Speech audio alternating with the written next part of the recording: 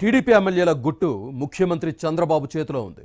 దందాలు, పంచాయతీలు, సెటిల్మెంట్స్పై సమాచారం తెప్పించుకొని మరి శాసనసభ్యులకు క్లాస్ తీసుకుంటున్నారు.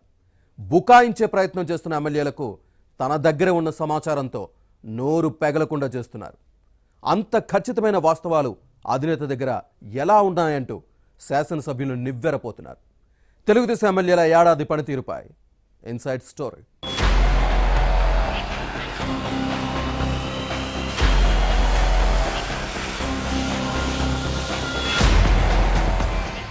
అధినేత ఎన్నిసార్లు వారించిన తెలుగుదేశం ఎమ్మెల్యేలు దందాల విషయంలో తమ పద్ధతులను మానుకోవడం లేదు.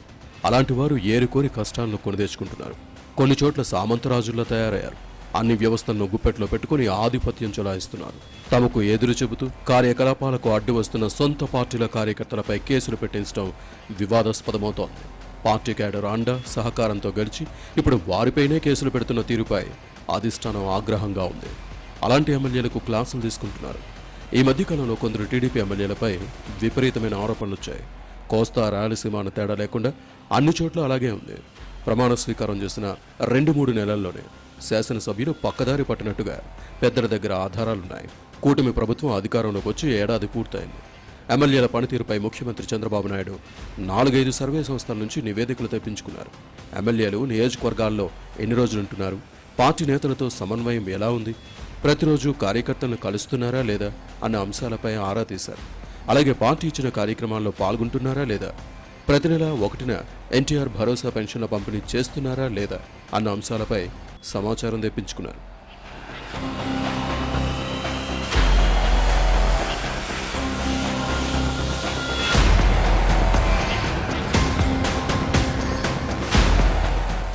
కొందరు శాసనసభ్యులు పార్టీ లైన్ను క్రాస్ చేసి ఎక్స్ట్రాల్ చేస్తున్నారని తేలింది. ఇసుక, మట్టి దందాలకు దిగారని తేలింది. మద్యం వ్యాపారాల్లో జోక్యం చేసుకుంటున్న అంశం చంద్రబాబు దృష్టికి వచ్చింది. మామూళ్ల మత్తులో జోగుతున్నారు. కాంట్రాక్టర్ల నుంచి ముక్కుపిండి కమిషన్లు వసూలు చేస్తున్నారన్న ఆరోపణలపై నివేదికలున్నాయి. ఉద్యోగుల బదిలీల్లో బాగానే సంపాదించారని అంటారు. అలాంటి వారందరినీ పిలిపించి మాట్లాడుతున్నారు. ఎమ్మెల్యేల తప్పులు ఒప్పులను చెబుతున్నారు. నియోజకవర్గాల్లో అందుబాటులో ఉంటున్నామని బుకాయించే ప్రయత్నం చేస్తున్న వారి గుట్టుమట్లను బయట పెడుతున్న క్రమంలో సమాధానం చెప్పలేక ఆయా ప్రజాప్రతినిధులు తెల్లమొహం వేస్తున్నారని సమాచారం. సర్వే నివేదికను తీసి ఏ ఎమ్మెల్యే ఎప్పుడు ఎక్కడ ఎవరితో ఉన్నారు, ఏ పంచాయతీలు సెటిల్మెంట్లు చేశారన్న సమాచారాన్ని వారు ముందు పెట్టి ప్రశ్నిస్తున్నారు. దీంతో సమాధానం చెప్పలేక నీళ్లు నములుతున్నారు టీడీపీ శాసనసభ్యులు. ఇవన్నీ ఎలా తెలిసాయని మనసులోనే అనుకుంటూ ఇలా అయితే ఇకపై తమ పరిస్థితి కష్టమేనన్న బాధ ప్రజాప్రతినిధుల్లో కనిపిస్తోంది.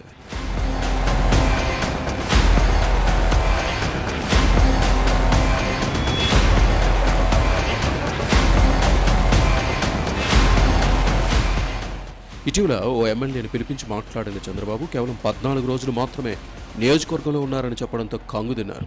ఇంకా ఏమైనా వివరాలు కావాలంటే ఇస్తానడంతో సైలెంట్ అయ్యారు. పద్ధతి మార్చుకుంటారని హామీ ఇవ్వడంతో పాటు నియోజకవర్గంలోనే ఉంటూ రోజు కార్యకర్తలను కలుస్తానని అధినేత దృష్టికి తెచ్చారని సమాచారం. అలాగే ప్రజా సమస్యల పరిష్కారానికి ప్రాధాన్యత ఇస్తానని చెప్పారని పార్టీ వర్గాల్లో వినిపిస్తోంది. పద్ధతి మార్చుకోని పక్షంలో 2029 ఎన్నికల్లో పోటీ చెయ్యనివ్వనని చెప్పడంతో ఆ ఎమ్మెల్యే గుండెలో బండపడినట్టయింది. త్వరలోనే ప్రత్యామ్నాయ నాయకత్వాన్ని తయారు చేస్తానని హెచ్చరించడంతో ఏసీ గదిలోని ముచ్చెమటలు పట్టి చొక్కా తడిసిపోయినంత పనైంది. రాబోయే 4 నెలల్లో పనితీరులో మార్పు కనిపిస్తే ఓకే, లేని పక్షంలో మాత్రం మార్పు తప్పదని కాస్త ఘాటుగానే వార్నింగ్ ఇవ్వడంతో తత్వం బోధపడింది. అధినేత దగ్గర తనపై ఇంత డేటా ఉందా అంటూ ఆశ్చర్యపోవడం ఈ ఎమ్మెల్యే వంతైంది. చంద్రబాబు ఛాంబర్ నుంచి బయటకు వచ్చిన తర్వాత జరిగిన విషయాలను తన సన్నిహితులకు చెప్పి జాగ్రత్తగా ఉండాలని సూచించారు. ప్రతి శాసనసభ్యుడిపై నిఘా ఉందని, చీమ చిటుక్కుమన్న అధినేతకు ఇట్టే చేరిపోతుందని ఆవేదన వ్యక్తం చేశారు. చంద్రబాబు చాలా కటువుగా ఉన్నారని కూడా చెప్పినట్టు తెలిసింది. మొత్తానికి లోగుట్టు, వ్యక్తిగత సమాచారం బయటపడుతున్న క్రమంలో మిగతా ఎమ్మెల్యేలు అప్రమత్తమయ్యారు. ఇంత జరిగిన తర్వాత కూడా దందాల విషయంలో శాసనసభ్యుల్లో మార్పు వస్తుందో లేదో చూడాలి.